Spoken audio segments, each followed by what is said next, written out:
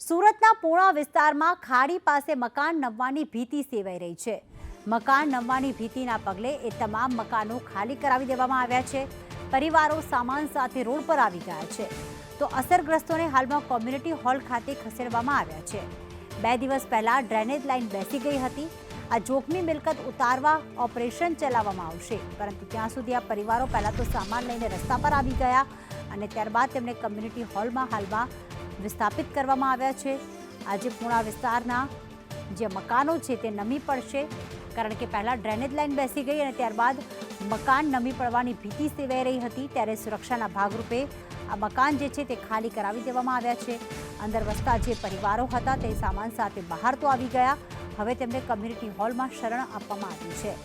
પૂણામાં ખાડી પાસે મકાન નમવાની ભીતિ છે. દર વખતે ખાડી વિસ્તારના જે પાણી છે ત્યાં અસરગ્રસ્ત વિસ્તારોમાં આવી જતા હોય છે, જેના કારણે ડ્રેનેજ લાઇન પહેલાં તૂટી અને ત્યારબાદ હવે મકાન પણ તૂટી પડશે, મકાન નમી પડશે તેવી ભીતિ સેવાઈ રહી છે.